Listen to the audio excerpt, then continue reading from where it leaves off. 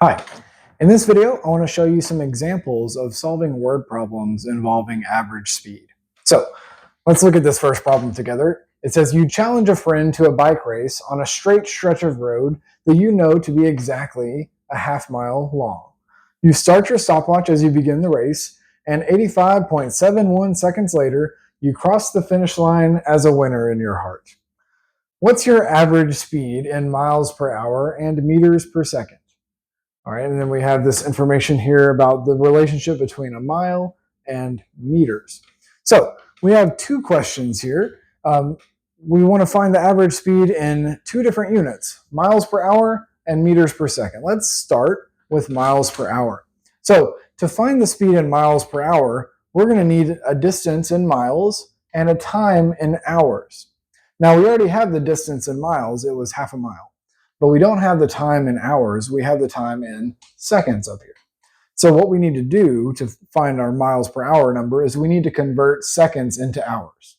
So to do that, we're going to take our 85.71 seconds and we're going to multiply it by a couple of conversion factors in a row. First, we're going to multiply it by 1 minute over 60 seconds. That will cancel out the seconds and it will convert our unit into minutes. We'll do the same thing again by multiplying by 1 hour over 60 minutes. These two quantities are equal, so we're just multiplying by 1 essentially, but this changes our units from minutes into hours. So doing that, we end up multiplying 85.71 times 1 divided by 60 times 1 divided by 60. We get this number here, 0.02381 hours. I'm keeping it with 4 significant digits here because that's what we started with. So I'm going to write that as our time over here. And then I'm going to write up here the distance traveled is 0.5 miles. Now you notice I wrote in parentheses here exact, and that's because it says that up here, exactly half a mile. In physics, when you see the word exact for a measurement, then that's a signal that this measurement is known to be exactly right. There's no inaccuracies, there's no imprecision. It is known to be exactly this amount. So many times, there are exactly, as an example, there are exactly 12 inches in 1 foot, and so that exact measurement has an infinite number of significant figures. It's just considered to be exactly true. We don't write an infinite number of significants. We just say that it's exact. So when we do our rounding later at the end, we'll not consider this to only be one significant figure. We'll consider it to have an infinite number. So skipping on ahead here, to find the average speed, it's the distance over the time. So that's half a mile divided by that, the number in hours.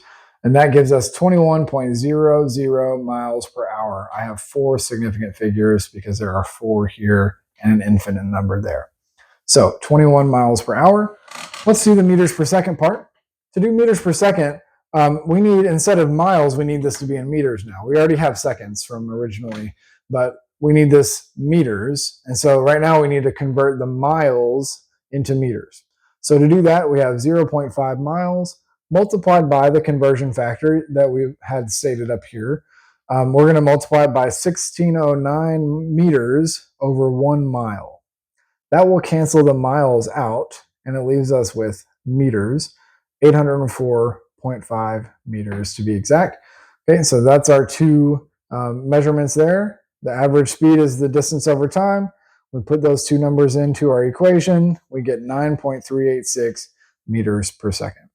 So it's the same speed, just measured in 2 different units. Let's look at one slightly different kind of problem involving speed. But this time, instead of solving for the speed, we're going to solve for the time. This is where the algebra gets a little tricky. So it's helpful to see just one example. And once you see an example like this and do some practice yourself, you'll become pretty comfortable, I think, with this.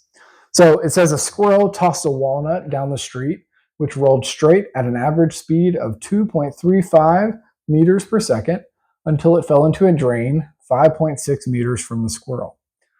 How long did the walnut roll on the street? Now, if I had space, I would draw a picture of this and sketch it out so I could physically show the space as 5.6 meters. And then I could also draw a little walnut showing that it's moving this way. and it falls down into the drain.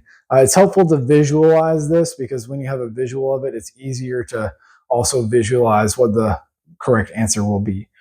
So to identify kind of like what we know and what we don't know, we know the average speed is 2.35 meters per second. So I do take a step to write this number up here as a physics quantity using physics symbols. So V average speed is 2.35 meters per second.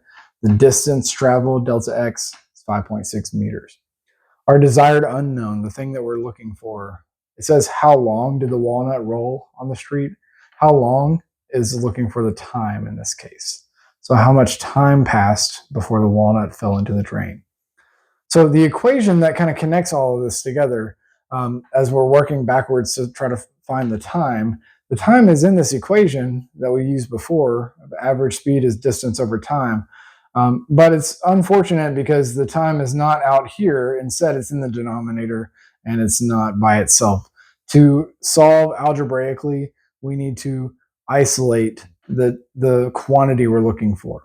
So let's go ahead and substitute in the numbers. Sometimes you can wait to substitute the numbers in and move around the symbols before that.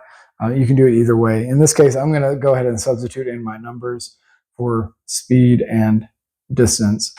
The time is left as a t. To solve, we need to isolate the t, and we need it to basically read at the end. The end result should say time equals this. That's what we're looking for. Okay. So to do that, we have to do a couple of steps. So first step is we're going to take this. I just wrote the same thing twice. I wrote it over here again. We're going to take this substituted equation, and we're going to get the t out of the denominator. Right now, it's 5.6 meters divided by t.